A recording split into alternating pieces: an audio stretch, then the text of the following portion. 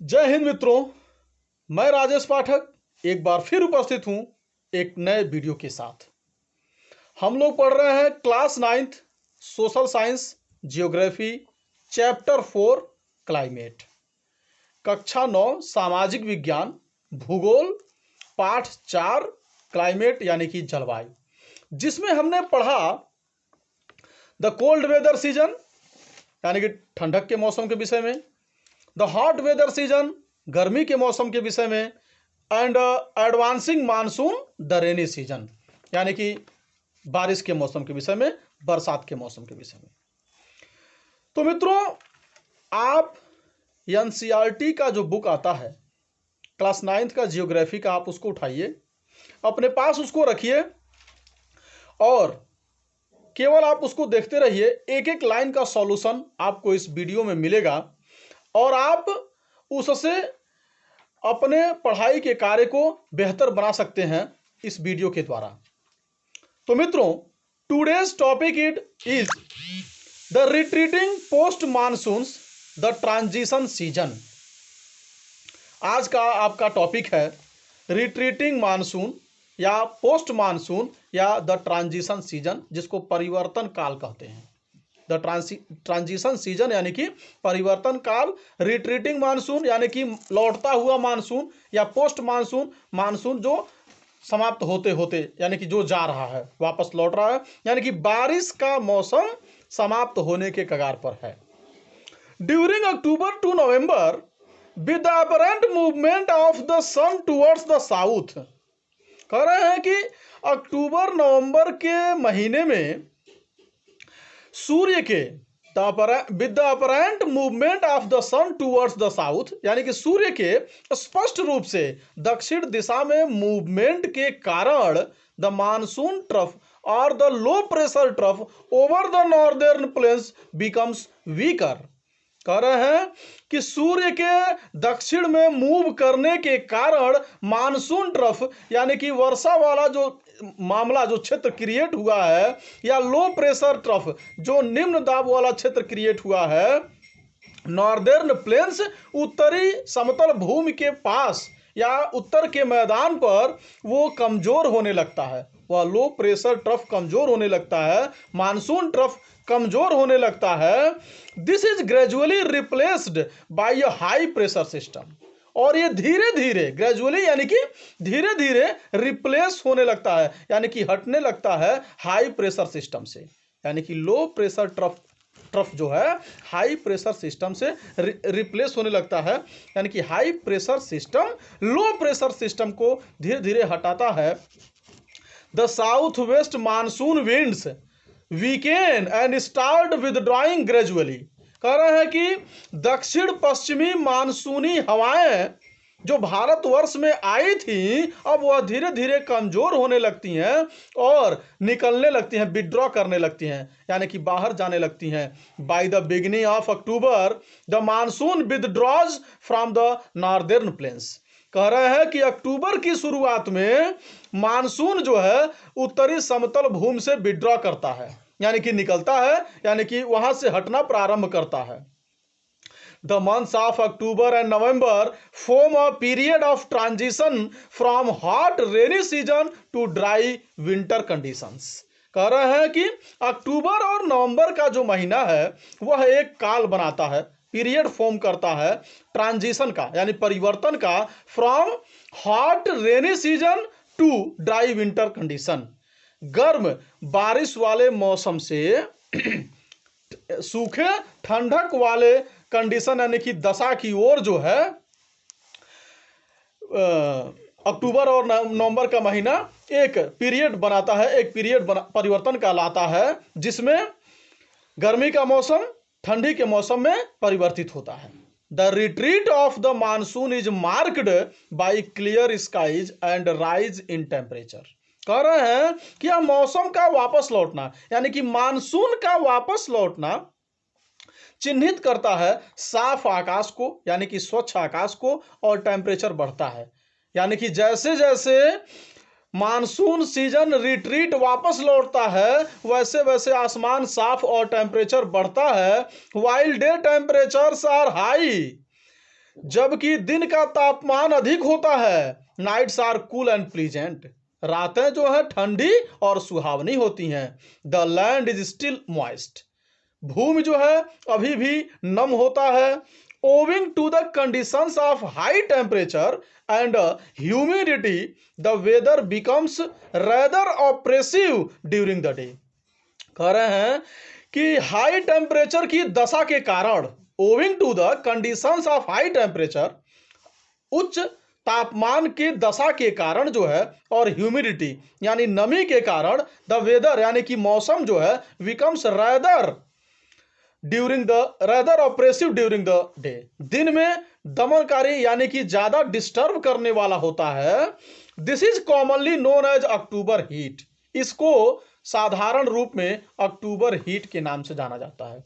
यानी कि सीधे शब्दों में अगर कहें तो जो रिट्रीटिंग मानसून है, यानी कि वापस लौटता हुआ वर्षा का जो मौसम है, वह अक्टूबर के महीने में जब जैसे जैसे वापस जाता है वैसे वैसे टेम्परेचर बढ़ने लगता है, और टेम्परेचर बढ़ने से जो है डिस्टरबेंस महसूस होता है। तो उस दौरान, उस समय को, यानी कि आप मान कर चलिए कि in the second half of October the mercury begins to fall rapidly in northern India, यानी कि तकरीबन 15 अक्टूबर तक का जो समय होता है, 1 अक्टूबर से लेकर 15 अक्टूबर तक का जो समय होता है, उसी को समझिए कि अक्टूबर हीट के नाम से जाना जाता है। उस दौरान टेम्परेचर अधिक होता है, और उसके बाद यानी कि आधे अक्टूबर के बाद पारा गिरना शुरू होता है उत्तर भारत में, नॉर्दर्न इंडिया। उत्तर भारत में अक्टूबर आधा समाप्त होने के बाद पारा गिरना शुरू हो जाता है, यानी कि ठंडक का मौसम, उसका आभास होना स्टार्ट हो जाता है, प्रारंभ हो जाता है। The low pressure conditions over north western India get transferred to the bay of Bengal by early November. कह रहे हैं कि लो प्रेशर कंडीशन यानी कि निम्न दाब की जो स्थिति है पश्चिमी भारत की, वह ट्रांसफर होकर नवंबर के शुरुआत में बे ऑफ बंगाल की ओर चली जाती है। कह रहे हैं कि लो प्रेशर कंडीशन जो उत्तर पश्चिमी भारत में बना हुआ था, वह ट्रांसफर होकर बे ऑफ बंगाल में नवंबर के शुरुआत में पहुंच जाता है। This shift is associated with the occurrence of cyclonic depressions.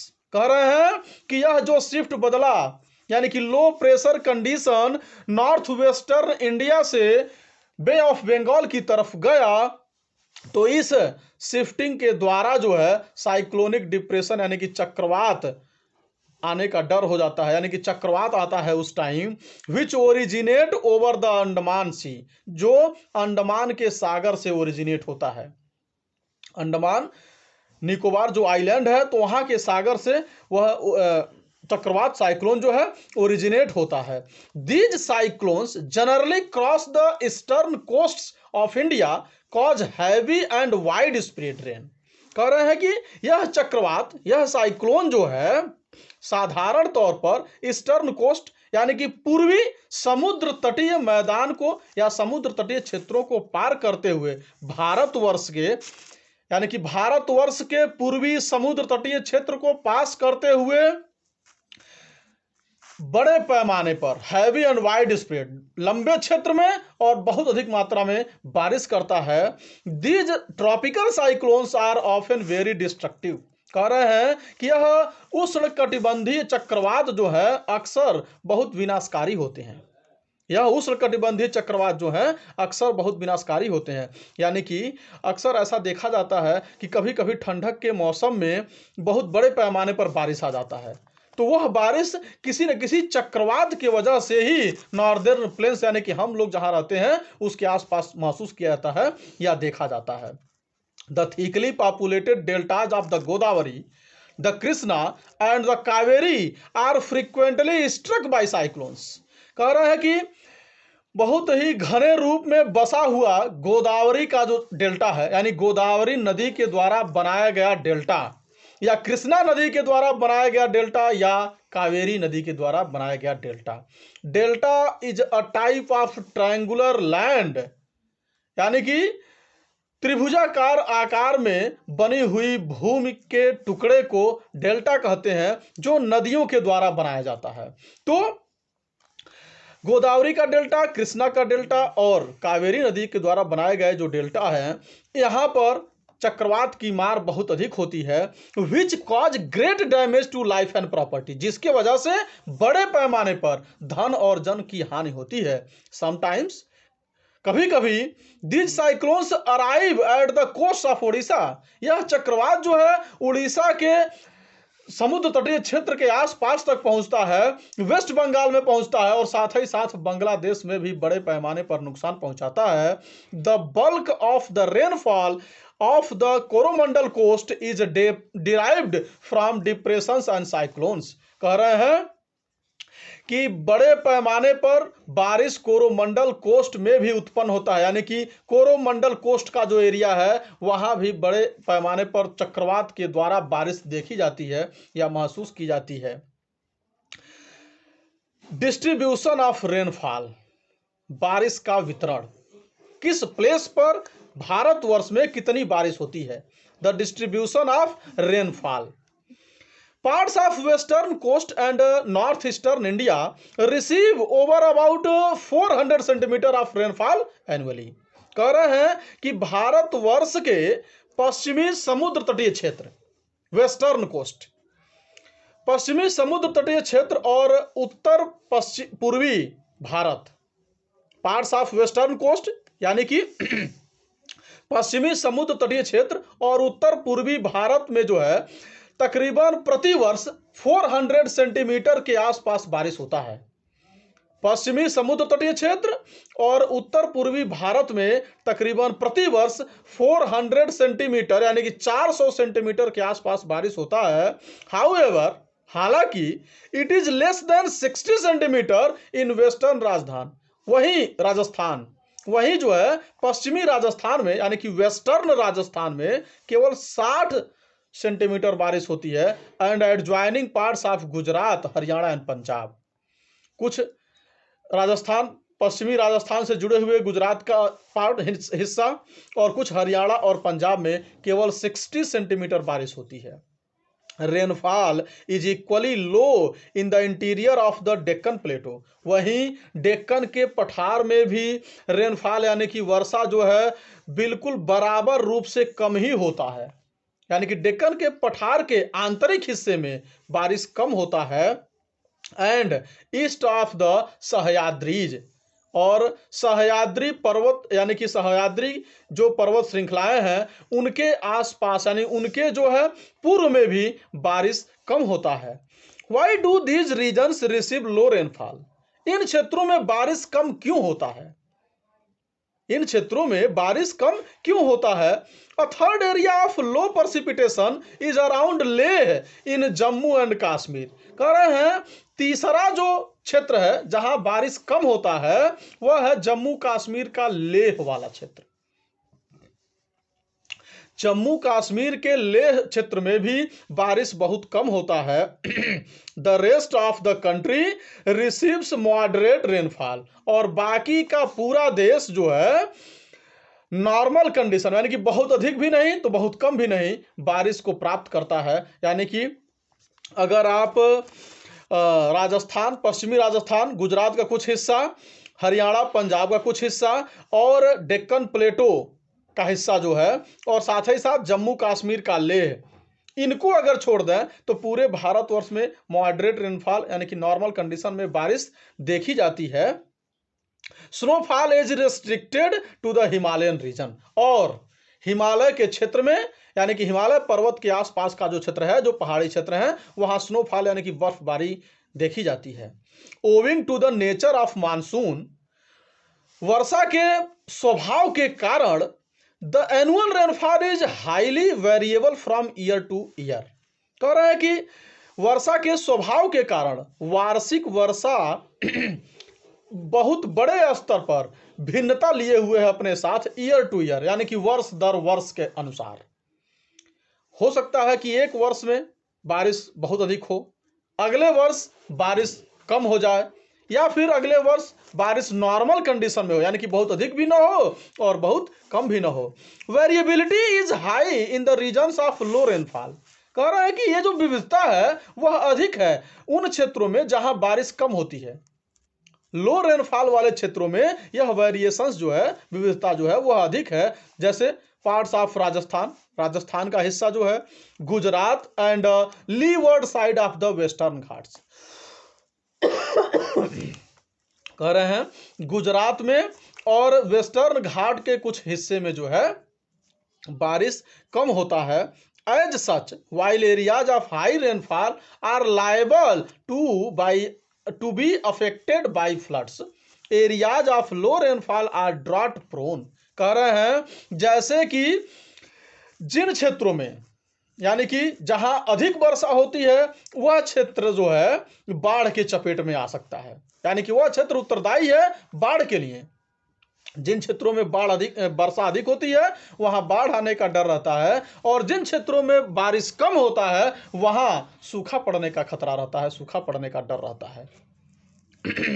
Monsoon as a unifying bond, monsoon as a unifying bond, यानी कि मानसून एक एकीकृत बंधन, मानसून जो है एक एकीकृत बंधन के रूप में, यूनिफाइंग बॉन्ड के रूप में।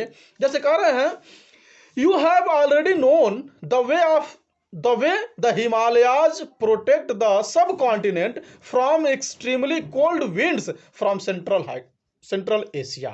जैसा कि आप जानते हैं और आप पहले ही पढ़ चुके हैं कि सेंट्रल एशिया यानी कि मध्य एशिया से आने वाली ठंडी हवाओं से, और बहुत ही तेज ठंडी हवाएं जो सेंट्रल एशिया से आती हैं, उससे हिमालय पर्वत हमारे देश को प्रोटेक्ट करता है, यानी कि पूरे इस सब कॉन्टिनेंट, उप महाद्वीप को प्रोटेक्ट करता है, बचाता है, सुरक्षित रखता है।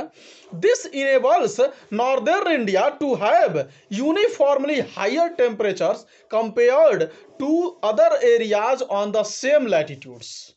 कह रहे हैं कि इसी वजह से, दिस इनेबल्स, इसी के वजह से जो है, इसी कारण नॉर्दर्न इंडिया, उत्तर भारत जो है, to have uniformly higher temperatures, विशेष रूप से अधिक तापमान वाला क्षेत्र होता है उन क्षेत्रों से, compare to other areas on the same latitude, उसी लैटिट्यूड में स्थित दूसरे क्षेत्रों से अगर कंपैरिजन किया जाए तो उत्तर भारत का जो क्षेत्र है वहां का टेम्परेचर यानी कि तापमान जो है अधिक होता है, क्योंकि हिमालय पर्वत सेंट्रल एशिया, मध्य एशिया से आने वाली ठंडी हवाओं को रोकता है, उन्हें भारत में प्रवेश नहीं करने देता है। इसलिए हमारे यहाँ का टेम्परेचर उसी सेम लैटिट्यूड, उसी अक्षांश पर स्थित दूसरे देशों से या दूसरे जगहों से अधिक होता है।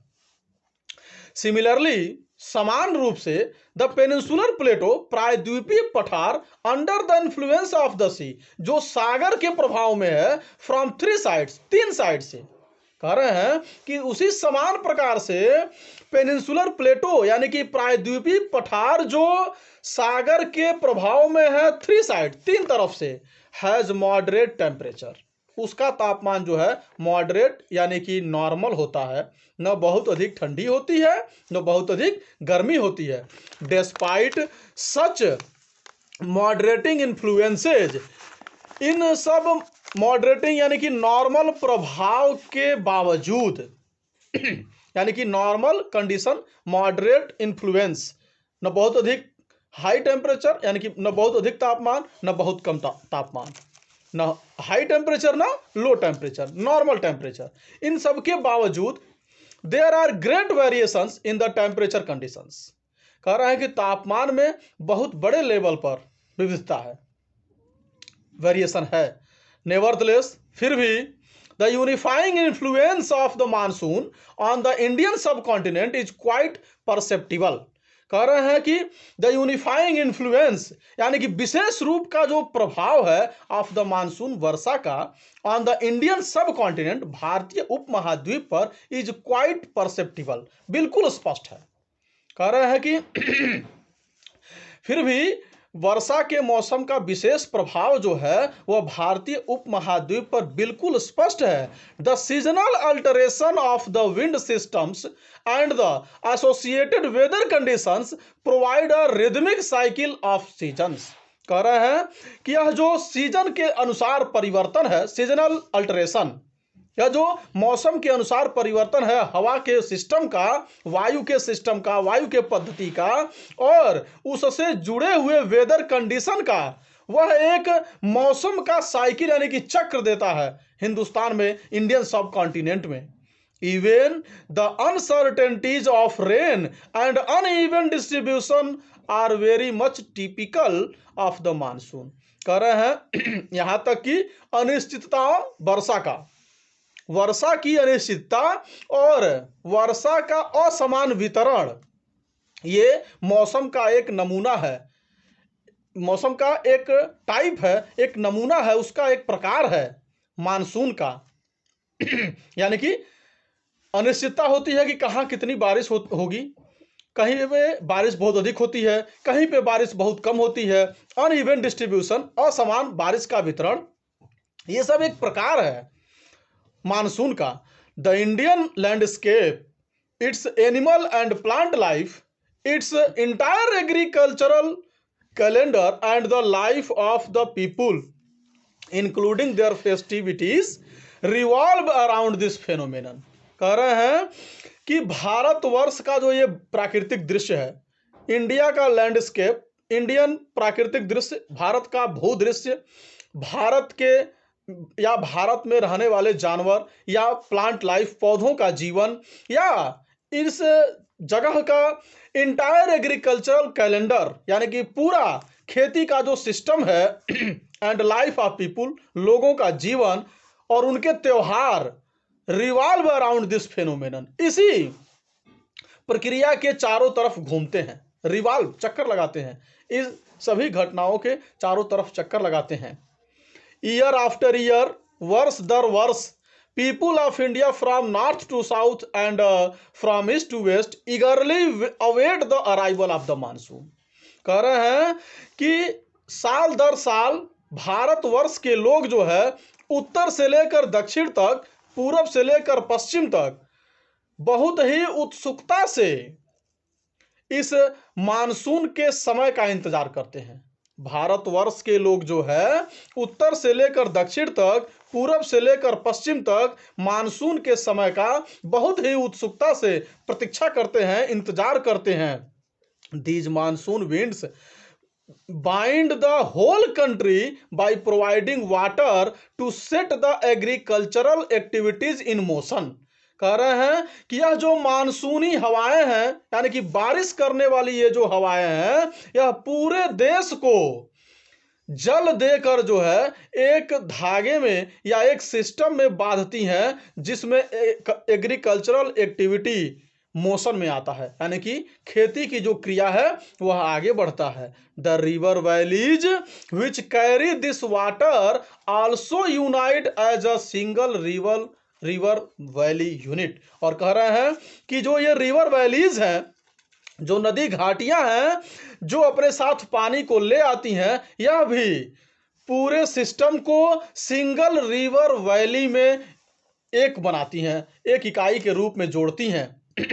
यानी कि ये मानसून का जो समय है, मौसम जो है, पूरे देश को साल दर साल एक धागे में बांधता है, एकीकृत करता है, पूरे भारतवर्ष को यूनिफाई करता है, एक बंधन से बांधता है। तो मित्रों, that's all for climate chapter, यानी कि जलवायु का चैप्टर यहीं क्लोज होता है, समाप्त होता है। यह वीडियो अगर आपको जानकारी प्रदान करता है तो सबसे पहले वीडियो के राइट साइड में सब्सक्राइब का बटन है, उसको आप क्लिक करें। आपका एक क्लिक जो है मेरे लिए इंस्पिरेशन का काम करता है, मेरे लिए बूस्टर का काम करता है। मित्रों, हो सकता है कि यह जानकारी आपके लिए बहुत उपयोगी हो या इसमें कुछ त्रुटियां भी हों, तो आप अपने सुझाव को हमें दे सकते हैं। लेकिन आपका एक सब्सक्राइब को क्लिक करना मेरे लिए बहुत ही महत्वपूर्ण है। उससे मुझे प्रेरणा मिलेगी, मैं अपने कार्य में और प्रगति लाऊंगा और मैं इस कार्य को और अच्छे तरीके से आगे बढ़ाने का प्रयास करूंगा। तो आप मेरे वीडियो को सब्सक्राइब करिए, लाइक करिए, शेयर करिए, कमेंट करिए, अपना सुझाव मुझे दीजिए।